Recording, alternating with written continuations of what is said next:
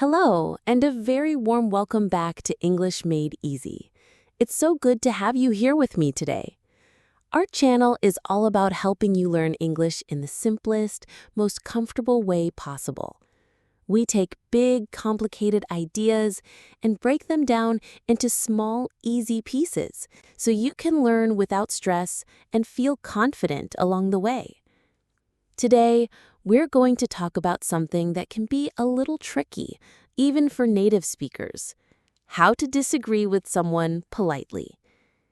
Have you ever been in a conversation where you had a different opinion, but you didn't know how to say it without sounding rude or starting an argument? It's a common problem. You want to be honest and stand your ground, but you also want to be respectful and keep the conversation friendly. Well, in this video, we're going to build a powerful toolkit of words that will help you do exactly that.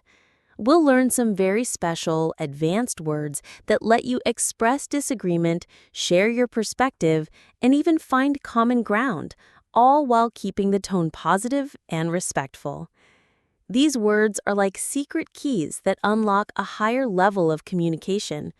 They can help you in so many real-life situations, from discussing a movie with friends, to sharing ideas in a classroom or a work meeting, to simply having deeper, more interesting conversations. Now, you might already know some of these words, and that's fantastic, but I encourage you to stick around because we're going to dive deep into each one. We'll explore their hidden meanings, the feelings they carry, and the common mistakes people make when using them. You might discover a few new things you didn't know, even about words you thought you knew well. This skill is not just for casual chats, it's also incredibly helpful for your English exams like IELTS or TOEFL. In writing and speaking tests, using precise and sophisticated vocabulary to show different sides of an argument can really boost your score.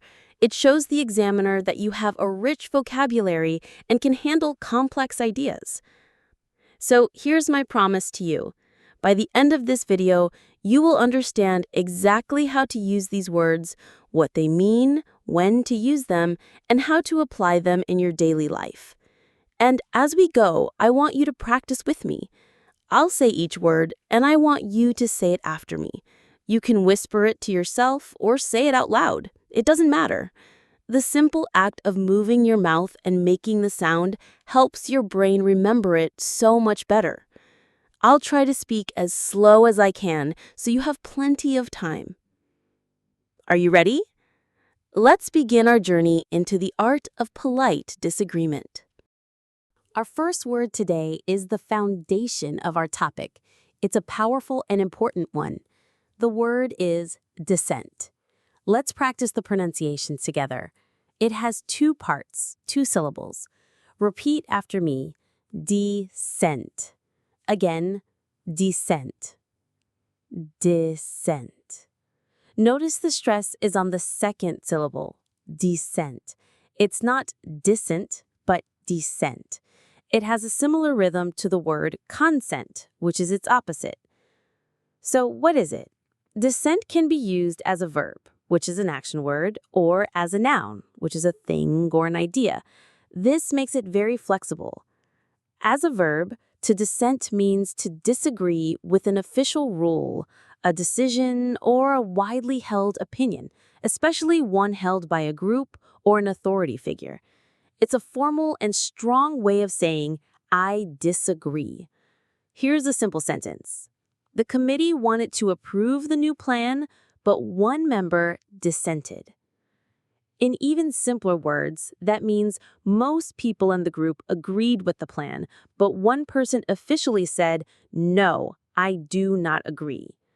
A good synonym for the verb dissent is simply disagree or to object. But dissent feels more formal and often implies you are in the minority, that you are one of the few against the many. Now let's think of an emotional example to help this word stick in your mind. Imagine a group of friends are all deciding to watch a scary horror movie. Everyone is excited, but you really don't like horror movies. They make you feel anxious. Instead of just staying quiet, you take a deep breath and say, "Guys, I'm sorry, but I have to dissent. I'd really prefer we watch a comedy." That feeling of bravery, of speaking up for your own feelings against the group's excitement, that is the feeling of dissenting.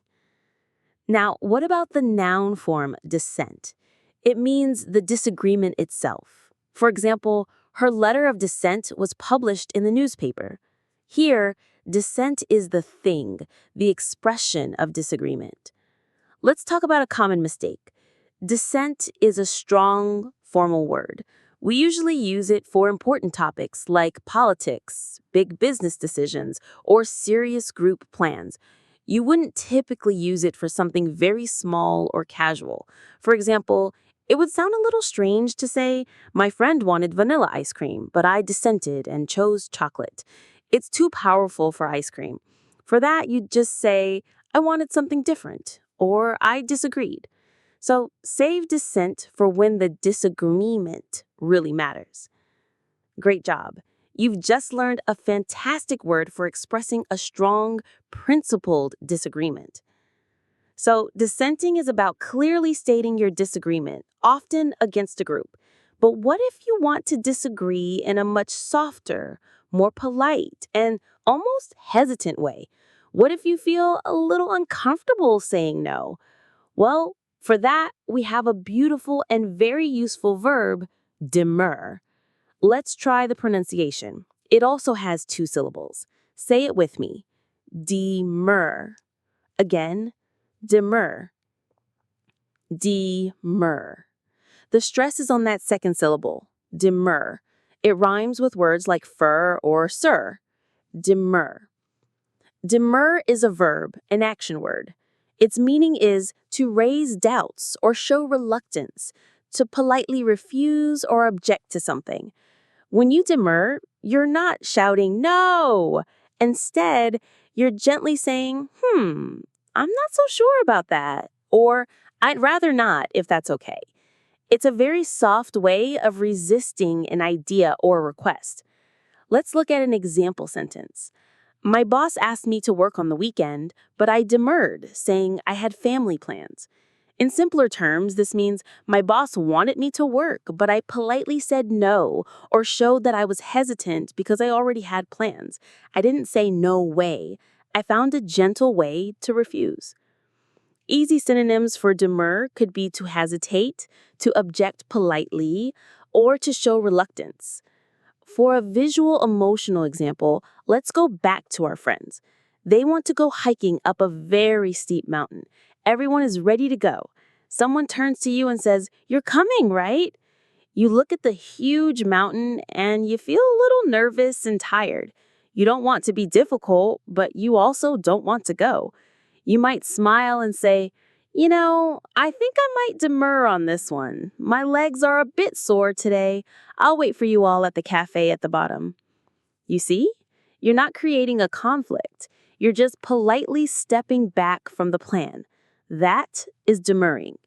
Now for a usage tip. Demur is almost always used for polite refusals or expressions of doubt.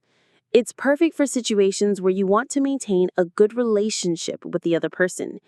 You can demur when someone offers you food you don't like, invites you to an event you can't attend, or suggests an idea you're not comfortable with. It carries a feeling of respect and softness. You wouldn't demur if you were angry. If you were angry, you would protest or object strongly. Demurring is the quiet, thoughtful way to say, "No, thank you." You are doing wonderfully. We now have a strong word, dissent, and a soft word, demur. Let's keep building our toolkit. Next, let's look at a word that helps you state your own opinion with strength and confidence, especially when others might disagree. This word is essential for standing your ground respectfully. The word is assert. Let's practice the pronunciation. 2 syllables. Repeat after me. Assert. One more time.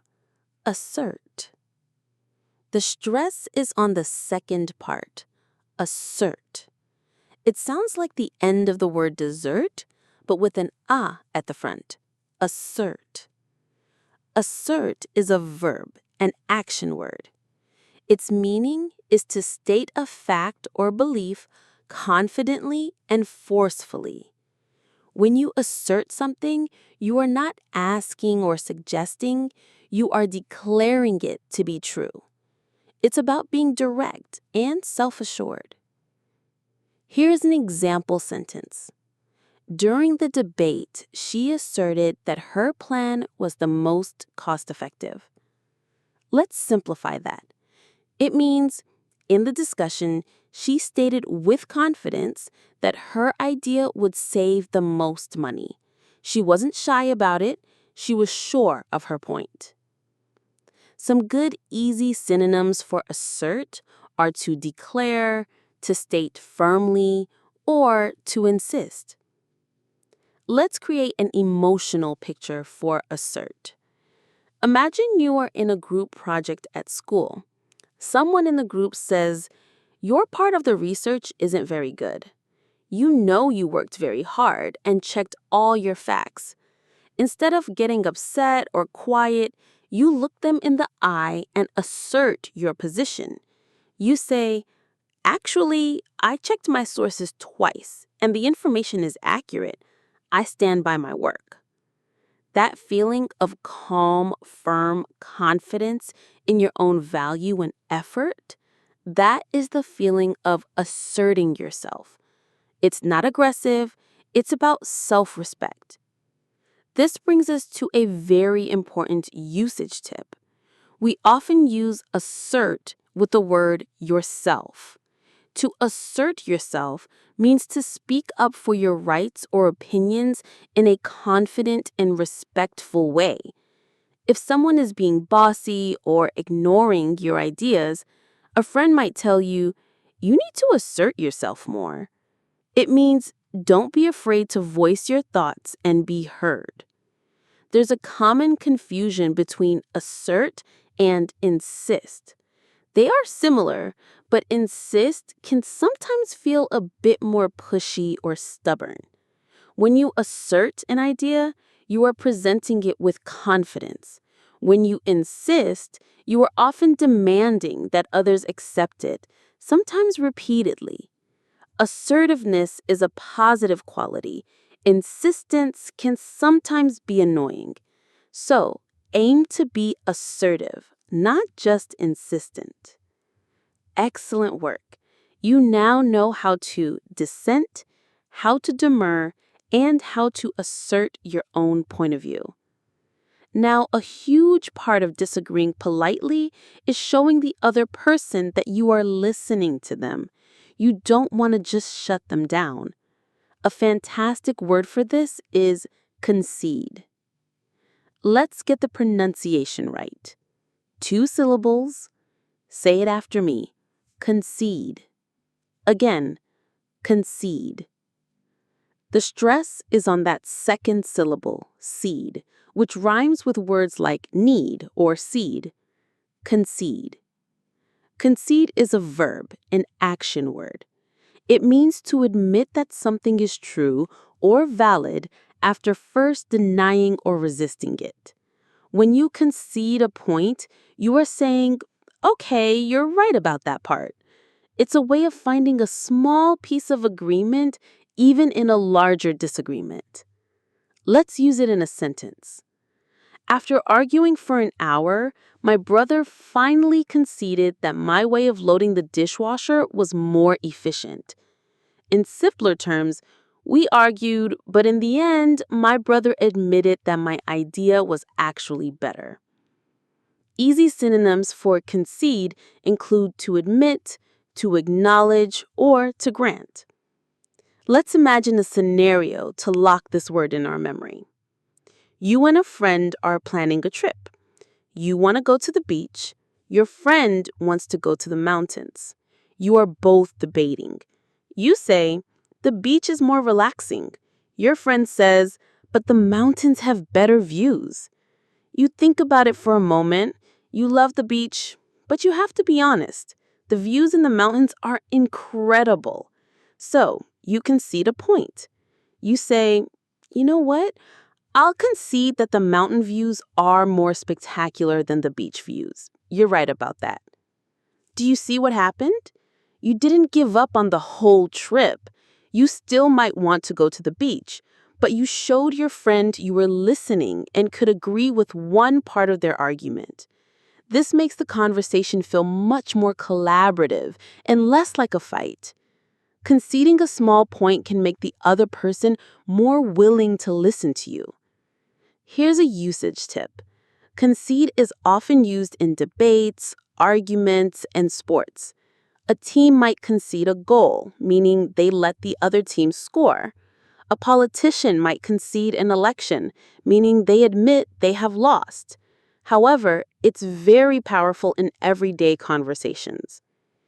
Don't confuse concede with giving up. When you concede a point, you are just admitting one fact is true.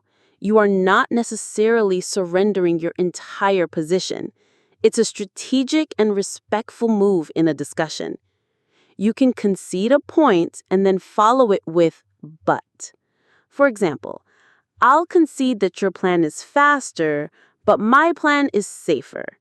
It's a brilliant tool for balanced arguments. You're doing an amazing job. Let's move to the next word. We've talked about what to say, but how you say it is just as important. Our next word isn't a verb, but an adverb, a word that describes an action, and it's one of the most important words for today's topic. The word is respectfully. Let's practice this longer word. It has 4 syllables. Let's break it down. Respect, full, ly. Say it with me. Respect, full, ly. The main stress is on the second syllable, respect, fully.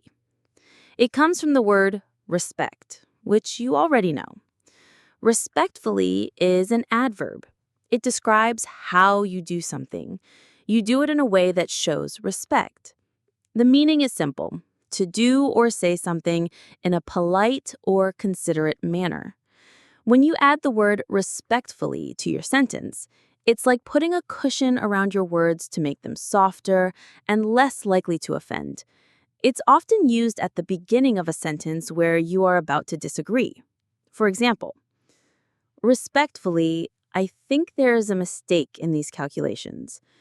Without that word, saying, I think there is a mistake, could sound a bit accusatory or rude, especially to a boss or a teacher. But by adding respectfully, you are signaling, I have great respect for you, and I am not trying to attack you, but I need to point something out. It completely changes the feeling of the sentence.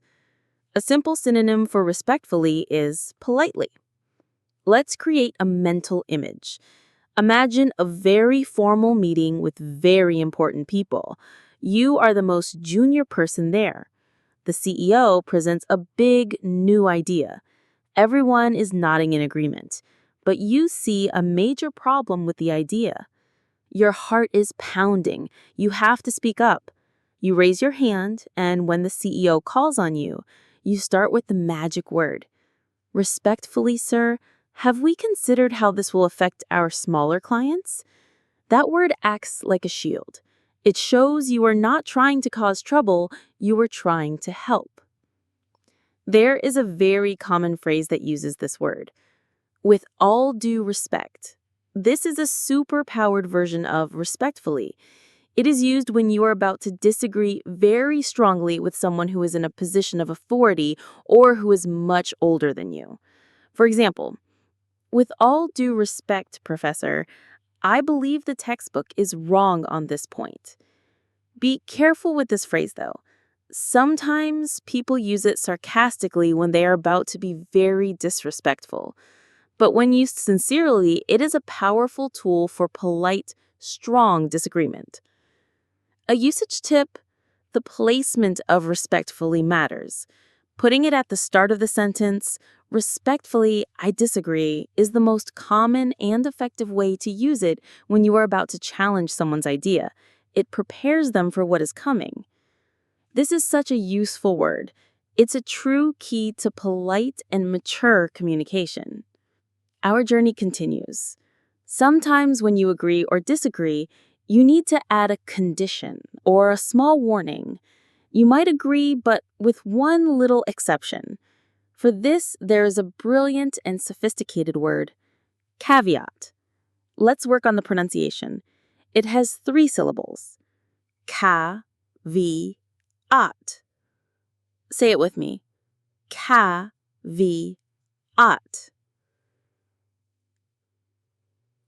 The stress is right at the beginning on the first syllable, caveat.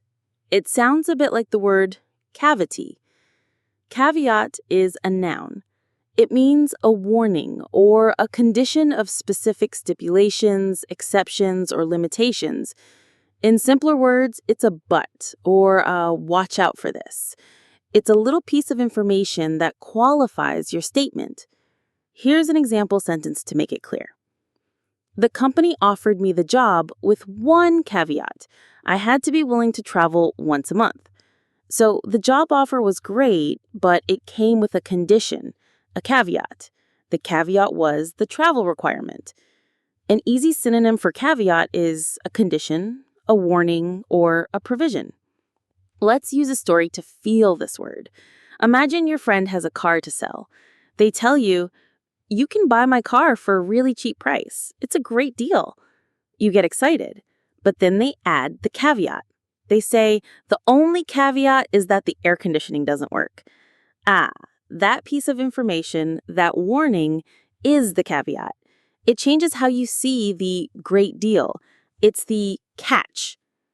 Caveat is an incredibly useful word in professional and academic settings. It shows that you are a careful and thorough thinker. You can say something like, "I agree with this research paper in general, but I have one caveat.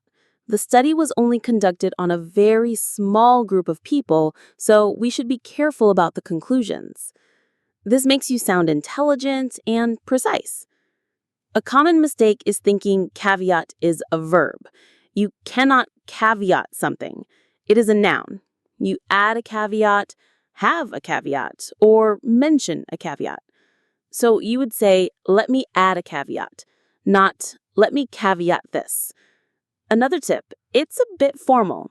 You probably wouldn't use it in a very casual chat about what to eat for dinner.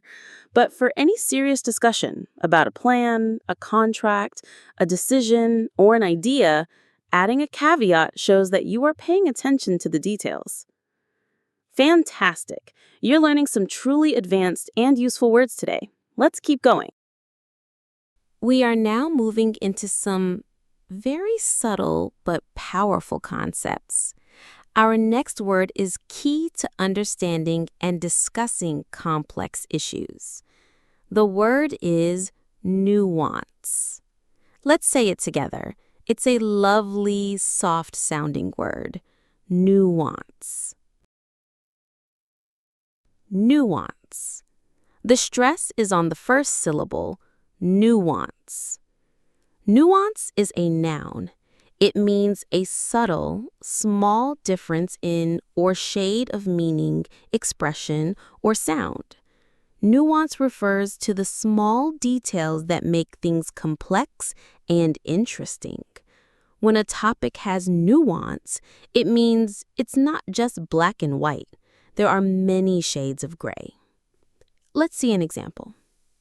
To be a good translator, you must understand the nuances of both languages. This means it's not enough to just know the dictionary definitions of words. You have to understand the small, subtle feelings and cultural ideas that each word carries. That's nuance. A simple way to think of nuance is as subtlety or fine detail. Let's create an emotional example. Think about the difference between the words like and love.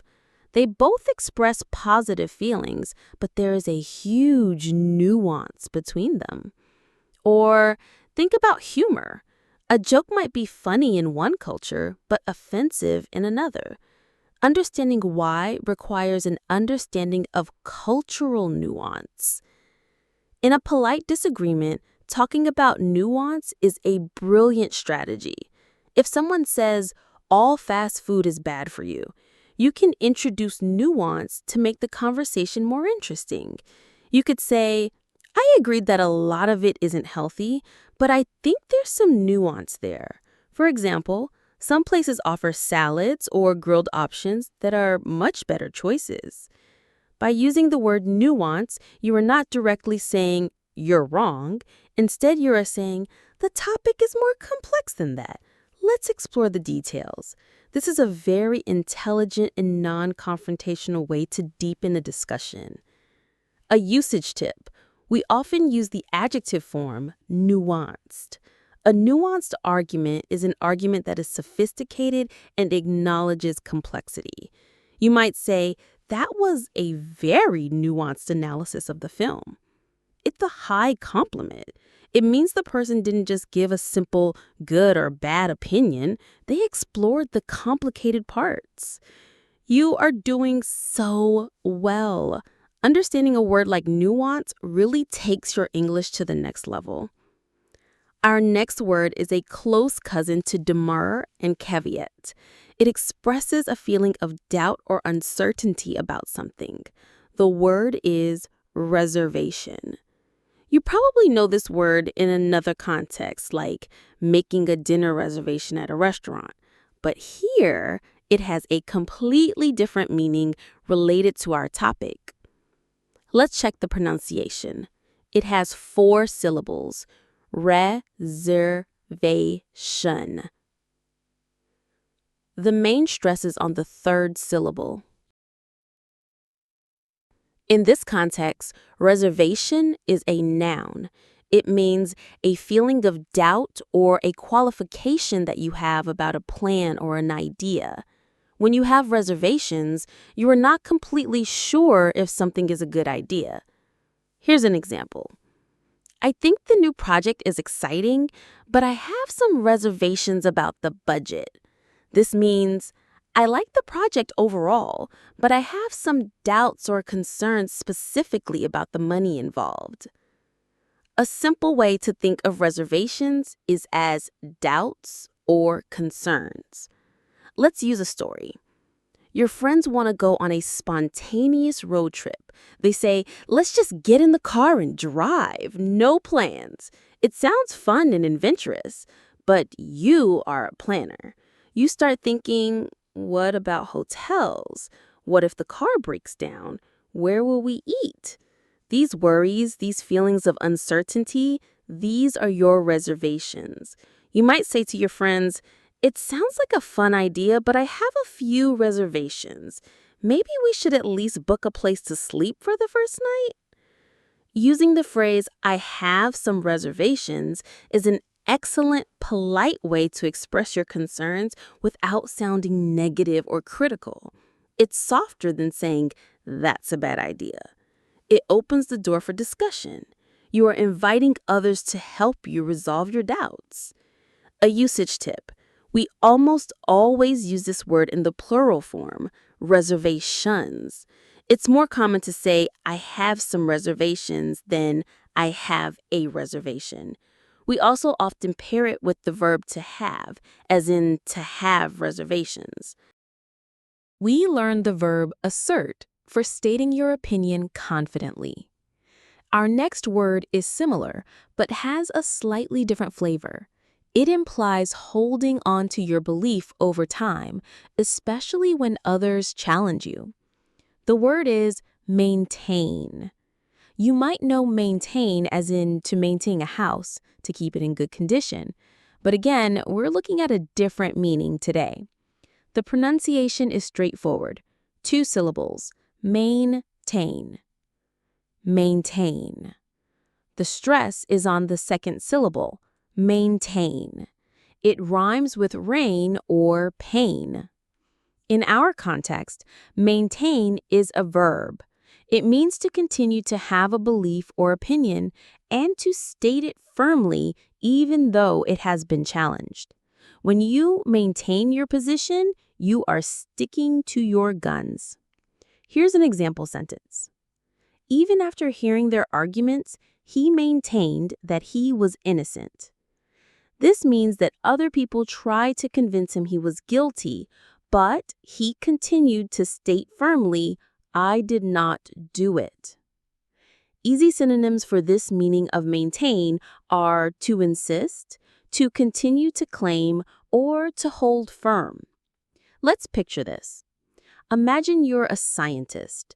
You have done an experiment and found a surprising result. You present your findings at a conference. Other, more experienced scientists stand up and challenge you. They say your methods were wrong or your conclusions are impossible.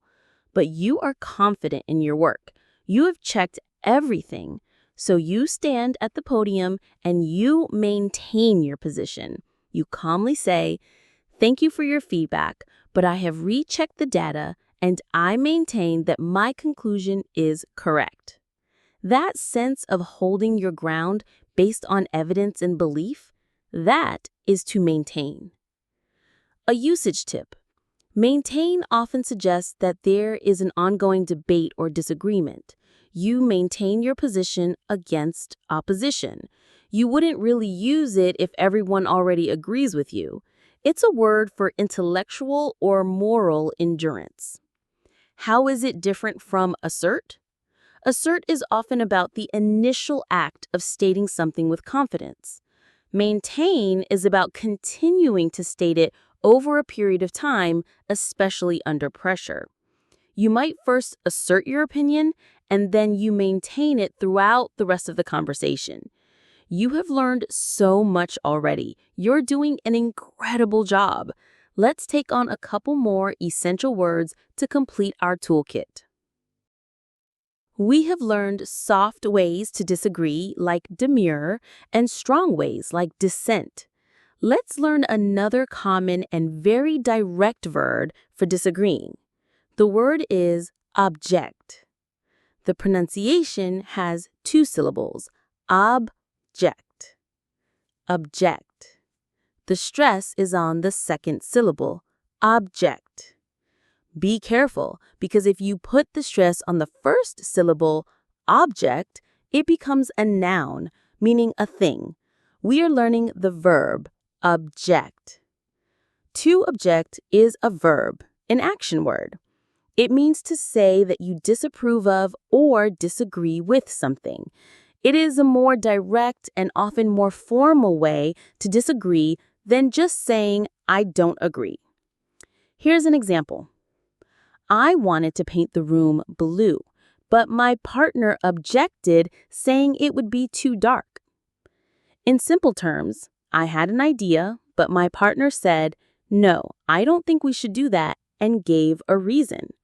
Good synonyms for object are to oppose or to protest.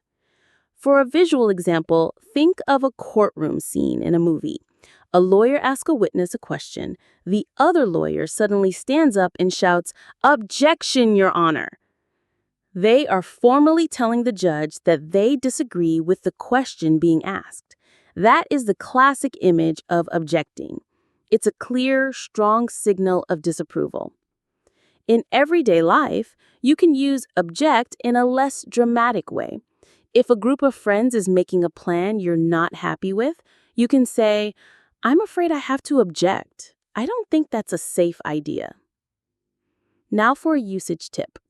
How is object different from dissent and demur? Demur is the softest. It's a polite, hesitant refusal. Dissent is often about disagreeing with an official or majority opinion, a matter of principle. Object is a direct, all-purpose word for expressing disapproval. It's stronger than demurring, but can be less formal than dissenting. When you object, you are usually expected to give a reason. You don't just say, "I object." You say, "I object because..." Using it politely often involves softening it slightly. Phrases like, "I hope you don't mind if I object to that," or "Can I just object for a moment?" can make it sound less confrontational. We are almost at the end of our list. You have been so patient and focused. Just one or two more to go. Our final pair of words are very similar, but with a subtle, nuanced difference. We've already learned concede, which is to admit something is true. A slightly softer, more neutral version of this is the word acknowledge. Let's practice the pronunciation. It has 3 syllables. Acknowledge. Acknowledge. The stress is on the middle syllable, acknowledge. Acknowledge is a verb. It has a few meanings, but in a conversation, it means to accept or admit the existence or truth of something. More simply, it means to show that you have seen or heard something. Here's an example sentence. She acknowledged my concerns, but she didn't agree to change the plan. This means she showed she heard and understood my worries, but she still decided to continue with the original plan. A simple way to think of acknowledge is to recognize or to show you have heard. Let's create a picture for this. You send an important email to your manager. You're waiting for a reply. A day later, you get a short email back that says, "Thank you, I have received your email and will review your points." Your manager has acknowledged your message. They haven't agreed with you or disagreed with you yet. They have simply confirmed that they got your message and recognized its existence. In a disagreement, acknowledging the other person's point of view is a sign of great respect. It's the first step to a good conversation. You can say, "I acknowledge that you've put a lot of thought into this," or "I want to acknowledge what you said about the deadline." This tells the other person, "I hear you. I see you." It validates their feelings, even if you are about to disagree. So what's the subtle difference between acknowledge and concede? When you acknowledge a point, you're just saying, "I see that point and understand it." When you concede a point, you're going one step further and saying, "I see that point and I agree that it is true or correct." Acknowledging is about listening. Conceding is about agreeing. You can acknowledge something without conceding it. For example, "I acknowledge your desire for a faster solution, but I must maintain that safety is more important." You see, you used acknowledge to show you heard them and maintain to stand your ground. This is very high-level, respectful communication. And there we have it. A full, powerful toolkit of words to help you navigate conversations and disagreements with confidence and grace. We've learned how to dissent, demur, assert, concede, and object. We've learned the importance of being respectful, adding caveats, understanding nuance, expressing reservations, maintaining our position, and acknowledging others' points of view. Please don't worry if you can't remember all of these words perfectly right now. That is completely normal and okay. Your brain has just taken in a lot of new information. The important thing is that you listened and you tried. Learning a language is like planting a garden. Today, we planted many new seeds. Some will sprout quickly, and others will take a little more time and water. Just keep coming back, keep listening, and keep practicing. You did a wonderful job today, and I am so proud of the effort you put in. Every single time you sit down to listen and learn with me, you are getting one step closer to your goals. You are improving, even on the days it doesn't feel like it. Thank you so much for joining me here at English Made Easy. I hope you feel a little more confident and a lot more relaxed. I can't wait to see you again for our next lesson. Until then, take care and happy learning.